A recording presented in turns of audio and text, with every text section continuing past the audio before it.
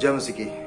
मैं पास्टर कृष्ण कुमार आप सब लोगों का बहुत बहुत स्वागत करता हूं एक बार फिर से आज की सुबह में आज के वचन को लेकर के आपके सम्मुख आया हूं।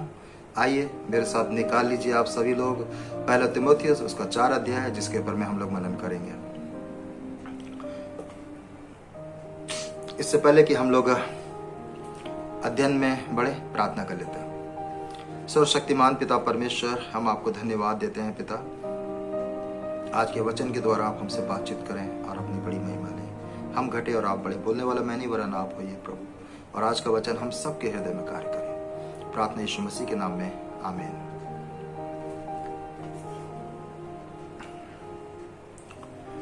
आप सभी लोगों ने निकाल लिया होगा पहला तीमुथियुस का 4 अध्याय जिसके ऊपर में हम लोग मनन करें। इससे पहले कि हम मनन में आए, मैं एक बार दोहरा देता हूं ताकि ये सीरीज भी जो है उससे जुड़ जाए। हमने शुरुआत किया पहला तीमुथियुस और हमने बताया कि इस पूरी पुस्तक, इसके अंदर 6 अध्याय हैं और इन 6 अध्यायों का जो मुख्य पद है वो है 3 अध्याय 15 पद में कि यदि मेरे आने में देर हो तो तू जान ले कि परमेश्वर का घर जो जीवते परमेश्वर की कलीसिया है और जो सत्य का खंबा है और नींव है, उससे कैसे बर्ताव करना चाहिए। इस पूरे पुस्तक का जो मुख्य विषय निकाला था वो था स्थानीय कलीसिया में सेवा कार्य का संचालन विश्वास योग्यता से करें। तब हमने पहले अध्याय के अंदर में देखा कि कलीसिया में संदेश विश्वास योग्य हो, और उसके अंदर हमने 3 बातों को देखा। कलीसिया में खरी शिक्षा को देना, कलीसिया में सुसमाचार को प्रचार करना और कलीसिया में विश्वास की रखवाली करना। इसके उपरांत फिर हमने दूसरा अध्याय देखा और दूसरे अध्याय के अंदर में 1 से लेकर 15 वचन के अंदर में हमने देखा कलीसिया एवं उसके सदस्य विश्वास योग्य हों। पहले में संदेश विश्वास योग्यता से देना, दूसरे में सदस्य विश्वास योग्य हों। उसमें भी हमने 3 बातों को देखा था कि सबके लिए प्रार्थना करें विश्वास योग्य बन के, सुसमाचार को सुनाएं विश्वास योग्यता के साथ, और सुसमाचार को व्यवहार में लाने के लिए विश्वास योग्य बने। फिर हम अध्याय 3 में आए और अध्याय 3 के अंदर में हमने अध्ययन किया 1 से लेकर 16 पद के अंदर में, और उसका मुख्य विषय था कलीसिया के सेवक विश्वास योग्य बने। तो मैं एक बार फिर से सीरीज दोहरा देता हूं कि स्थानीय कलीसिया में सेवा कार्य का संचालन विश्वास योग्यता से करें में हमने 3 चीजें देखी। संदेश विश्वास योग्यता से दें, सदस्य विश्वास योग्य बने और सेवक विश्वास योग्य बने। और उसके अंदर भी हमने 3 बातों को देखा, रखवाले की योग्यता, सहायक की योग्यता और अपनी जिम्मेदारी को जाने। इसके बाद अब हम आगे बढ़ते हैं अध्याय 4 की तरफ। अध्याय 4 के अंदर में 16 पद हैं जिसके ऊपर में हम लोग मनन करेंगे। और अध्याय 4 जो एक मजबूत जिम्मेदारी के बारे में बतलाता है। जब हम अध्याय 4 में आते हैं तो संत पौलुस जो है यहाँ पे हमको सिखाते हैं कि हम कैसे परमेश्वर के वचन का अध्ययन करने में बढ़े, हम कैसे परमेश्वर के सच्चे सदस्य बने, कैसे हम परमेश्वर के जन बने। एक पासवान जो होते हैं, पास्टर्स, उनके जीवन के अंदर में बहुत सारे चैलेंजेस होते हैं।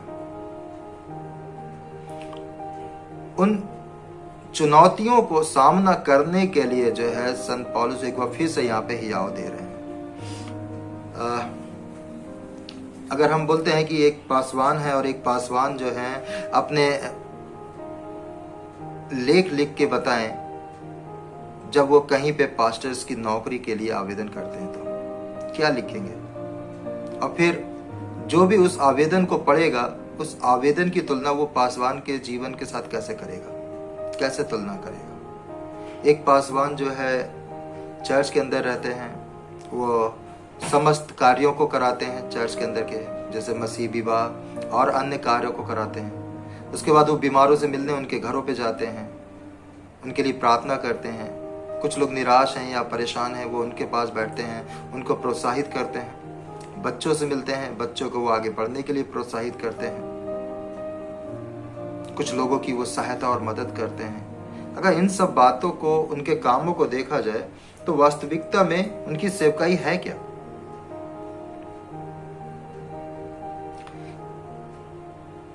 वो बता रहे हैं कि एक पासवान की जो परमेश्वर की ओर से दी गई सेवकाई है वो है परमेश्वर के वचन का अध्ययन करना और उस सत्य की शिक्षा को कलीसिया को बांटना। अब तीमुथियुस को इस पत्र के अंदर में जब वो लिखते हैं तो वो चरित्र के ऊपर में जोर देते हैं कि तुमको परमेश्वर के वचन का प्रचार करने वाला बनना है, सत्य की शिक्षा का प्रचार करने वाला बनना है, तुमको वचन का पालन करने वाला बनना है, सत्य के वचन का पालन करने वाला बनना है और तुमको सत्य के वचन में प्रगति करनी है।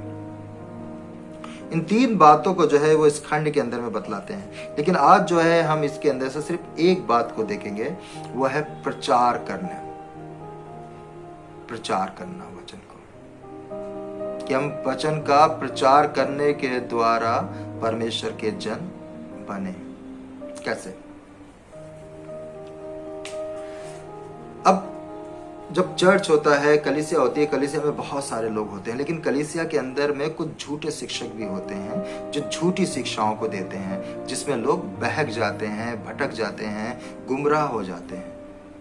अब जिस चर्च के पासवान तीमुथियुस हैं, उसके अंदर में भी कुछ ऐसे लोग हैं जो झूठी शिक्षा को फैलाते हैं, झूठी बातों को करते हैं, विद्रोह की बातें को करते हैं, आपस में मनमुटाव की बातों को करते हैं। और तब यहाँ पर जब संत पौलुस तीमुथियुस को इस लेख को लिखते हुए बता रहे हैं कि तीमुथियुस सावधान हो, परमेश्वर के जन बनो और वचन पे मनन करो और वचन का प्रचार करो, सत्य का, क्योंकि यीशु मसीह ने कहा है मार्ग, सत्य और जीवन मैं हूं। क्योंकि झूठी शिक्षा के जो विपरीत है वह है सच्ची शिक्षा। किसी भी व्यक्ति के सामने झूठी बातों में अगर जब आप सत्य की बातें रखेंगे तब पता चल जाएगा सही क्या है और गलत क्या है, लोग सही बात को चुन लेंगे। अब जब हम अध्ययन करते हैं तो यहाँ पे जो है पहली बात में वो बता रहे हैं कि वचन के प्रचार करने वाले बनने में वो शुरुआत करते हैं कि भरमाने वाली आत्माएं और दुष्ट आत्माओं की शिक्षाओं पे मन लगा के विश्वास से बहक जाएंगे आने वाले समय में। मैं बोलता हूँ शायद तीमुथियुस के समय से लेकर के आज तक के समय के अंदर में, इस समय तक में जो लोग हैं ऐसी ही शिक्षाओं के अंदर में बहक जाते हैं और विश्वास से भटक जाते हैं। उस समय पे भी यही समय था, आज के समय पे भी यही है कई बार तो लगता है। कैसे? झूठी शिक्षा। शैतान जो है कलीसिया के अंदर के ही अधिकारियों को और मजबूत लोगों के ऊपर में शासन करता है और कई बार उन्हें अपने कब्जे में ले लेता है। कैसे? अगर आप पढ़ें तो पाएंगे यीशु मसीह जी यूहन्ना 8 अध्याय 44 पद में कहते हैं, लिखा हुआ है वहां पे, मैं आपके लिए पढ़ता हूं कि तुम अपने पिता से हो, तुम अपने पिता शैतान से हो और अपने पिता की लालसाओं को पूरा करना चाहते हो। वो तो आरंभ से हत्यारा है और सत्य पे स्थिर ना रहा, क्योंकि सत्य उसमें है ही नहीं। क्योंकि जब वो बोलता है तो अपने स्वभाव से ही बोलता है, क्योंकि वो झूठा है वरन झूठ का पिता है। शैतान झूठा है और झूठ का पिता है, और जो लोग झूठ के अंदर में चलते हैं उन्होंने उसको अपना पिता बना रखा है। यानी कि जो लोग झूठ बोल रहे हैं, जो लोग कलीसिया के अंदर में भ्रम फैला रहे हैं, जो लोग कलीसिया के नए विश्वासियों को नाशवान स्थिति में लेके जा रहे हैं, किसके लोग हैं? शैतान के उन दुष्ट आत्माओं की अधिकार के अंदर में आ चुके हैं। इनके शब्द जो हैं शैतानी शब्द हैं, दुष्ट आत्माओं वाले शब्द हैं, जो लोगों को भरमा देते हैं, गुमराह कर देते हैं और नाशवान स्थिति में ले जाते हैं और एक ऐसी जगह जाके छोड़ देते हैं जहां पे ना वो दोबारा प्रभु के साथ बढ़ पाते हैं और नाश हो जाते हैं।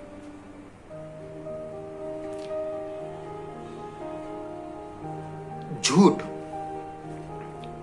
झूठी शिक्षा का जो प्रमुख खतरा है वो ये है कि मनुष्य झूठी शिक्षा के प्रलोभन में आ जाता है बहुत जल्दी और वो ठगा जाता है। अगर आप देखें तो लोग झूठी शिक्षा को दे करके बहुत ठगते हैं। एक व्यक्ति जो है गली के अंदर से निकलता है तोते को लेके और कुछ ताश के पत्तों को लेके, लोग उसके पास बैठ जाते हैं और अपना भविष्य दिखाते हैं और वो ठग के चला जाता है। मैंने तो सिर्फ एक उदाहरण बताया है, लेकिन ऐसे बहुत सारे उदाहरण हैं हमारे देश के अंदर में तो बहुत ज्यादा, जहाँ पे लोगों को ठगा जाता है कि एक व्यक्ति जो है एक गाय को लेके आता जो बीमार है, जिसका कोई एक अंग बड़ा हुआ है, और वो लोगों को कुछ और बातें बोल के ठग के चला जाता है। ऐसे ही मसीह के अंदर में भी लोग जो हैं कुछ कुछ गलत बातों को बोल के, डरा करके, भरमा करके कलीसिया के लोगों को ठग लेते हैं और उन्हें गुमराह कर देते, धोखा दे देते हैं। ये जो झूठी शिक्षा होती है ये सच्ची लगती है, लेकिन ये सच्ची होती नहीं है, क्योंकि जो झूठी शिक्षा देते हैं और जो लोग सुनते हैं उनको ये बड़ी अच्छी लगती है, सच्ची लगती है, और यही कारण होता है कि ये ठग लिए जाते हैं। लोग इन्हें ठग करके ऐसे ही चले जाते हैं, और तब वो झूठे शिक्षकों के विरोध में यहाँ संत पौलुस बोल रहे हैं कि तुम इनके लिए सावधान हो जाओ। हनन्याह और सफीरा का एक उदाहरण मिलता है हमें यरूशलेम की कलीसिया के अंदर में। हनन्याह और सफीरा जो बहुत ही अच्छे परमेश्वर के जन थे, जिन्होंने अपनी जमीन बेची परमेश्वर को दान देने के लिए, और उसका आधा पैसा अपने पास रख के आधा पैसा ले जाकर के पतरस के चरणों में रखा और बोला कि ये पैसे हैं जितने में हमने जमीन बेची है, आप इसे सेवा में लगाओ। पतरस ने बोला, हनन्याह तेरे मन में शैतान ने ऐसा क्यों डाला? क्योंकि जमीन तेरी थी और जो तूने बेचा सारे पैसे तो तेरे ही हैं। फिर तूने ये क्यों बोला कि आधे पैसे घर में रख ले और आधे बोले कितने में बेचा है? तुम परमेश्वर से क्यों झूठ बोल रहे हो? परमेश्वर तो सब कुछ जानता है। शैतान ने हनन्याह और उसकी पत्नी दोनों के ऊपर में कब्जा किया, और जब उसकी पत्नी आई उससे पूछा, उसने भी वही झूठ बोला, और अतः दोनों आत्मिक रीति में मर गए। झूठी शिक्षा इस तरह से बहका देती है, धन में, लोभ में, और उन्हें लगता है हम सही कर रहे हैं। उसके बाद में जब हम देखते हैं प्रेतों के काम के अंदर में 20 अध्याय उसके 30वें पद में, वहां पे लिखा हुआ है कि तुम्हारे ही बीच में से ऐसे ऐसे मनुष्य उठेंगे जो चेलों को अपने पीछे खींच लेंगे और उन्हें टेढ़ी मेढ़ी बातें कहेंगे। झूठे शिक्षक कहीं बाहर से नहीं आते, वो कलीसिया में ऐसे ही निकलते हैं, जो लोगों को भरमा देते हैं, जो अच्छे से सेवकाई कर रहे हैं, जो अच्छे से कार्य कर रहे हैं, आगे बढ़ करके संडे स्कूल ले रहे हैं, यूथ लीडर्स बन रहे हैं और अन्य कामों को कर रहे हैं। उन्हीं लोगों को भड़का के क्या करते हैं? गुमराह कर देते हैं, चलो नीचे आ जाओ। और उन लोगों को गुमराह करने का उनको कोई कारण नहीं। कारण क्या है? उन्हें वो परमेश्वर का चेला नहीं बल्कि अपना चेला बनाना चाहते हैं और सत्य की शिक्षा से निकाल देते हैं। और ऐसे लोगों के लिए जो शैतान के अधिकार में आकर के गलत बातों को कलीसिया में करते हैं और गलत कामों को करते हैं, उनके हाथों में आ जाते हैं, उन लोगों को यहाँ पे संत पौलुस कह रहे हैं कि आत्मा और दुष्ट आत्माओं की शिक्षाओं, यानी शैतान के हाथ में आ गए वो लोग, और अब वो स्वयं तो नाश हो रहे हैं लेकिन साथ ही साथ औरों को नाश कर रहे हैं। ऐसे लोगों से बचाने के लिए तू वचन का प्रचार करने वाला बन, प्रचार कर, ताकि लोग परमेश्वर के वचन के द्वारा बचाए जाए। पहले भी बचाए गए हैं और अभी भी बचाए जाएंगे, सिर्फ परमेश्वर के वचन के द्वारा। यानी कि मनुष्य का जीवन जो बचाया जाता है वो परमेश्वर के वचन के द्वारा बचाया जाता है प्रियो, और कोई चीज नहीं है। वचन का अध्ययन कर और परमेश्वर का जन बन। दूसरी बात वो बताते हैं, ये ऐसे लोग हैं जो लोगों को भटका देते हैं, गुमराह कर देते हैं। इनका उद्देश्य लोगों को विश्वास से फुसला करके ले जाना है, और ये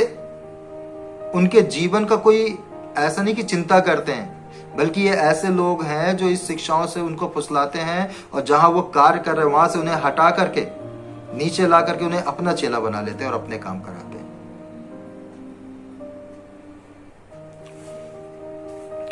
यहां पर पौलुस तीमुथियुस को निर्देश दे रहे हैं कि तुम ऐसे लोगों के विरुद्ध में परमेश्वर के वचन का प्रचार करो जो लोगों को भटकाते हैं। और मैंने देखा है बहुत सारे लोग भटक जाते हैं प्रियो, कलीसिया के अंदर में बहुत जगहों पे भटक जाते हैं। कान में आकर कुछ बात बोली जाती है, लोग भटक जाते हैं, क्योंकि जो शैतानी बातें हैं वो सच्ची प्रतीक होती हैं, और यही कारण है कि लोग फंसने लगते हैं, ठगे जाते हैं, फुसलाए जाते हैं, भटकाए जाते हैं। लेकिन हमें परमेश्वर के वचन के ऊपर में मन लगाना है, क्योंकि परमेश्वर का वचन ही सच्चा है। यीशु मसीह ने स्वयं कहा है कि मार्ग, सत्य, जीवन मैं हूं। वचन सच्चा है, वचन के ऊपर में प्रीति करो, वचन को लेकर के चलो, तभी तुम बचोगे, नहीं तो तुम भी उन शिक्षाओं में फंसते जाओगे। तीसरी बात वो बोलते हैं कि वो आडंबरी होते हैं, ये जो झूठे शिक्षक होते हैं, ये दिखावा करते हैं। कैसे?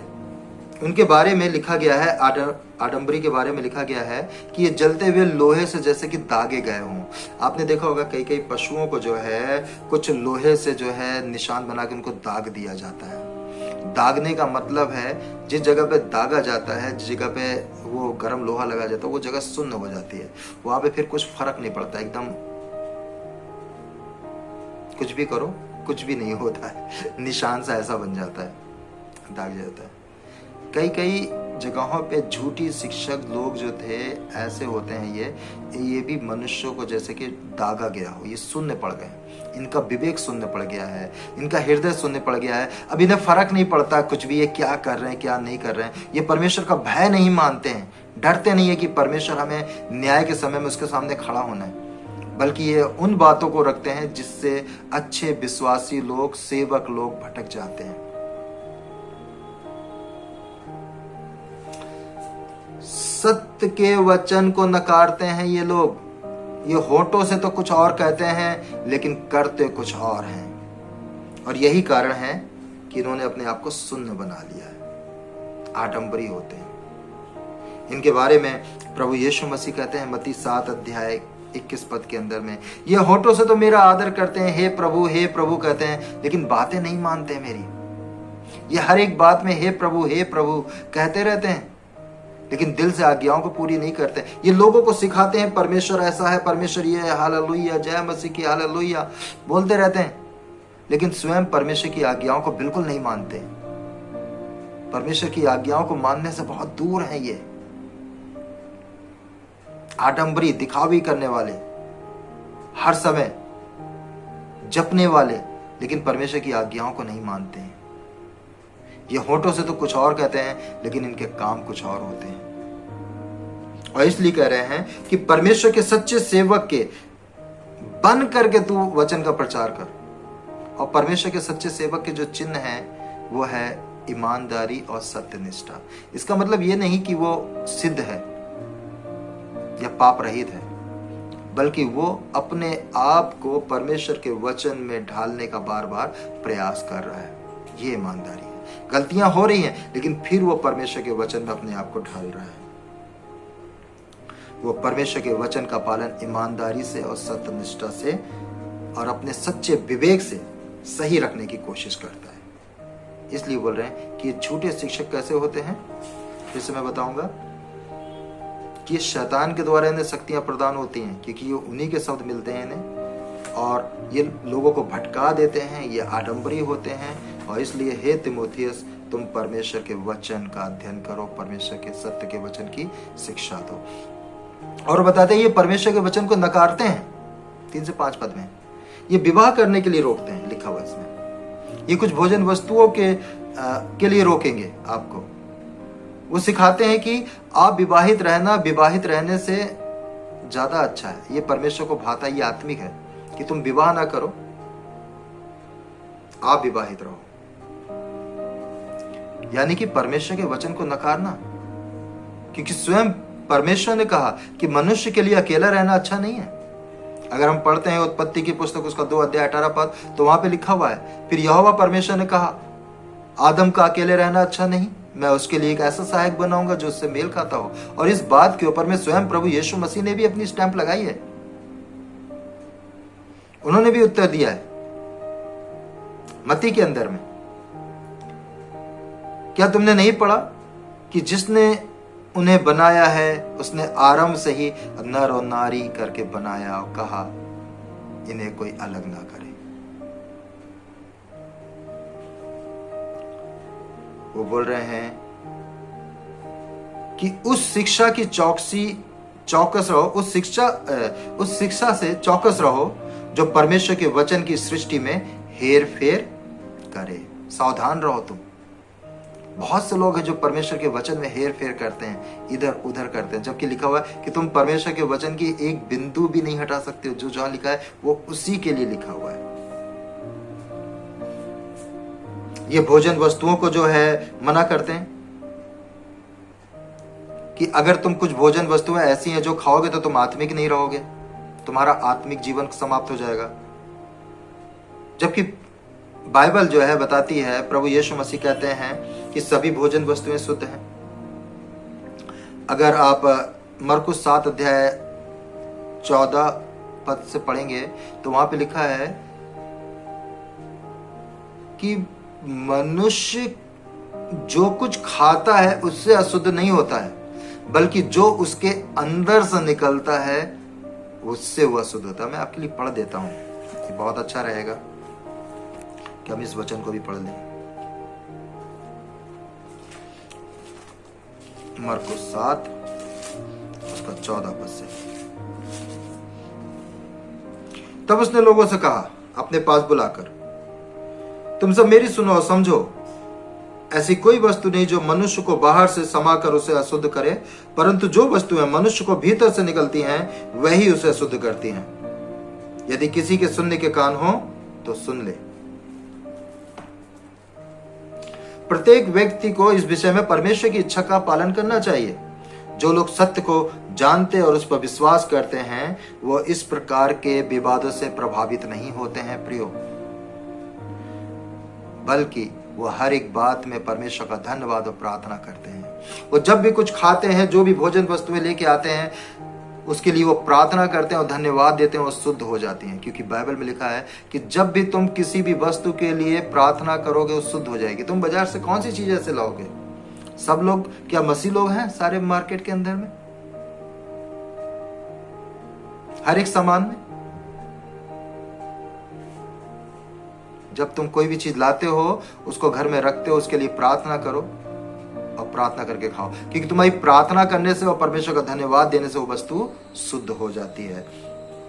तब वो बताते हैं कि ऐसे लोगों को जो परमेश्वर के वचन को नकारते हैं और परमेश्वर के वचन की सही समझ नहीं रखते हैं, ऐसे लोगों के लिए तुम्हें सही शिक्षा को देना बहुत जरूरी है, ताकि लोग विश्वास में बढ़े। और विश्वास में तभी बढ़ेंगे जब वो परमेश्वर के वचन को जानेंगे।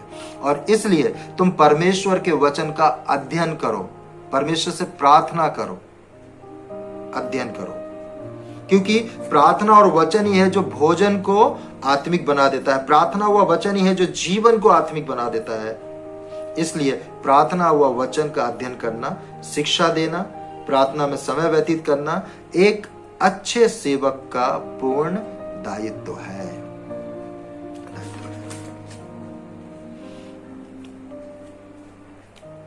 तब वो आगे लिखते हैं कि अब क्या करो, इस तीमुथियुस अपनी कलीसिया को सत्य की शिक्षा दो। और तब 6 पद में वो लिखते हैं यहाँ पे तीमुथियुस के अंदर में,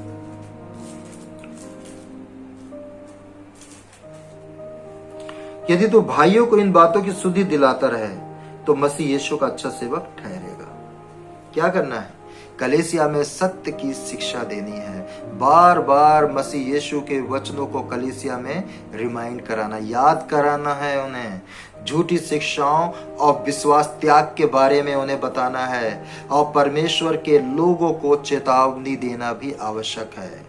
परंतु एक सेवक के हमेशा जो है चेतावनी देने को ही अपना मुख्य विषय ना बना ले, बल्कि एक सेवक जो है अपने लोगों को बार बार परमेश्वर का वचन सिखाने के लिए तात्पर्य रहे और कार्य करे। चेतावनी दे गलत कामों पे, लेकिन उसका जो उद्देश्य है वो लोगों को वचन सिखाना है, वचन सिखाना है।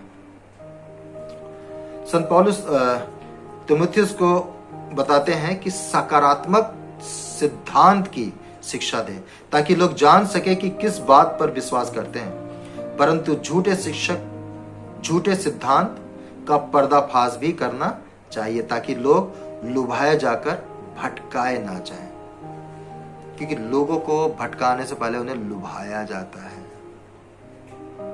उन्हें कुछ ऐसी चीजें दिखाई जाती जिससे वो लालच में आ जाते हैं। जब वो लालच में आ जाते हैं तो वो फंस जाते हैं। चिड़िया को फंसाने के लिए नीचे दाने डाले जाते हैं, लेकिन वो दाने के नीचे जाल होता, उन्हें पता नहीं होता और वो फंस जाते हैं। इसी तरह विश्वासियों को भी फंसाने के लिए दाने डाले जाते हैं, लालच दिया जाता है पहले, फिर वो फंस जाते हैं। लालच को मत देखें, वचन को देखें, वचन को देखें। तब वो कह रहे हैं कि कलीसिया में सत्य की शिक्षा दे तीमुथियुस, और वचन के द्वारा अपना पालन पोषण कर, और ये लोगों को भी सिखा कि तुम भी जो है वचन के द्वारा अपना पालन पोषण करो, वचन में बढ़ो, परमेश्वर के वचन में बढ़ना। एक मसीही जीवन का, एक पासवान का, एक सेवक का जो चर्च के अंदर कार्य करते हैं, और हर एक विश्वासी का जो चर्च के अंदर में आते हैं, उनका जो जीवन है मसीह के वचन के द्वारा पालन पोषण होना चाहिए। क्योंकि एक पासवान भी वहीं पे खड़ा होगा न्याय में, और एक कलीसिया के अंदर के सदस्य जो सेवा करते हैं वो भी वहीं पे खड़े होंगे, और जो विश्वासी हैं वो भी वहीं खड़े होंगे। सबका एक ही जगह है जहां खड़े होंगे, वहां पे कोई ऊपर नीचे नहीं होगा, अलग नहीं होगा, एक झुंड होगा जिसमें सब खड़े होंगे, और न्याय करने वाला यीशु मसीह है। और वो ये देखेगा कि तुमने परमेश्वर के सत्य के वचन के अंदर में अपने आप को बढ़ाया है, पालन पोषण किया है। बता रहे कि वचन के अंदर में पालन पोषण करो, अपना भी विश्वास और अच्छे उपदेश की बातों से जो तू मानता आया है तेरा पालन पोषण होता रहे। किससे? विश्वास से, अच्छे उपदेश की बातों से जो मानता आया तेरा पालन पोषण होता रहे।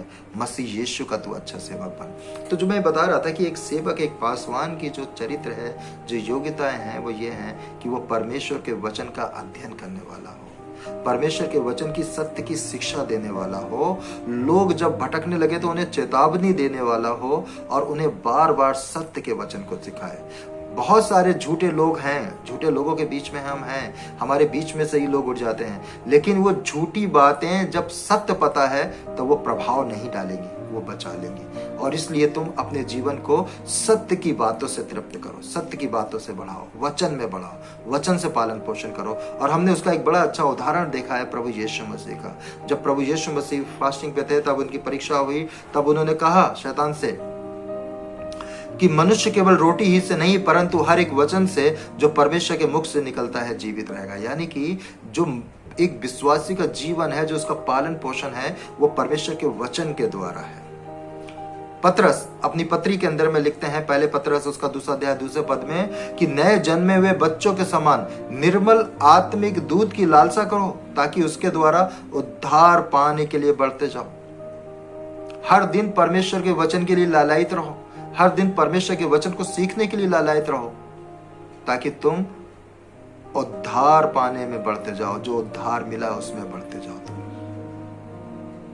वचन के द्वारा पालन पोषण करो अपना प्रतिदिन। यिर्मयाह लिखते हैं 15 अध्याय उसके 16वें पद के अंदर में, कि जब तेरे वचन मेरे पास पहुंचे तब मैंने उनको मानो खा लिया, और तेरे वचन मेरे मन के हर्ष और आनंद का कारण हुए, क्योंकि हे सेनाओं के यहोवा मैं तेरा कहलाता हूं। मैंने तेरे वचन को खा लिया, और उसको खाने के कारण मेरे अंदर हर्ष और आनंद का आ गया, क्योंकि मैं तेरा कहलाता हूं। एक मसीह विश्वासी को, एक पासवान को, एक सेवक को परमेश्वर के वचन के अंदर में पालन पोषण करना है, उसके अंदर में बढ़ना है, तभी वो व्यक्ति परमेश्वर का जन कहलाएगा, तभी वो व्यक्ति ये कहलाएगा कि मैं मसीह हूं। हम और आप प्रतिदिन जो है भोजन खाते हैं, ब्रेकफास्ट लेते हैं, लंच लेते हैं, डिनर लेते हैं, स्नैक्स लेते हैं, और कुछ बाहर से भी लेते हैं। परमेश्वर के वचन में क्या लेते हैं? ब्रेकफास्ट में क्या लेते हैं? लंच में क्या लेते हैं आप? और डिनर में क्या लेते हैं? उत्पत्ति की किताब के अंदर में परमेश्वर जो है आदम और हव्वा से सुबह के समय में मिलने आते थे और शाम के समय पे मिलने आते थे। आपके पास परमेश्वर मिलने आते हैं तो क्या आप ध्यान करते हैं कि वो आपके घर में भी सुबह आते हैं, शाम को आते हैं? क्या आप परमेश्वर के वचन से अपना पालन पोषण कर रहे हैं? क्या आप सत्य के वचन की तरफ अपने ध्यान को लगा रहे हैं, या शैतान की उन झूठी बातों के ऊपर में आप विश्वास करके अपने जीवन को गंवा रहे हैं, जो नाशवान है, जो आडंबरी है? जो वचन के अनुसार नहीं है, जो लोग वचन को नकारते हैं। प्रियो, परमेश्वर के वचन के अनुसार अपने जीवन को व्यतीत करें, परमेश्वर के वचन के अनुसार चलें और परमेश्वर के वचन में बढ़ें। एक पास्टर की जिम्मेदारी है कि वह अपने लोगों को देखभाल करे।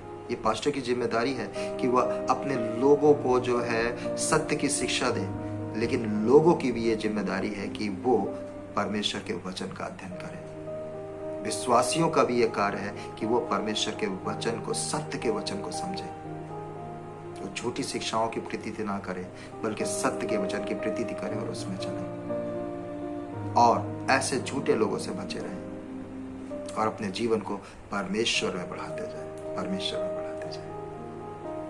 इस वचन के द्वारा प्रभु आप सबको बहुत आशीष दे और आप सब प्रभु में बढ़ते जाएं मजबूती से।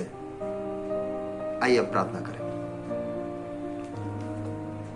प्रभु जी, ये वचन हमें से हर एक हृदय में 30 गुना, 60 गुना, 100 गुना फल लाए और सब तुझ में बढ़ते जाए। पिता, सबके साथ हों, सबको समझ दें और दिशा दिखाएं। प्यारे प्रभु, कहीं गलती हुई है मुझसे तो मुझे माफ करें, क्षमा करें।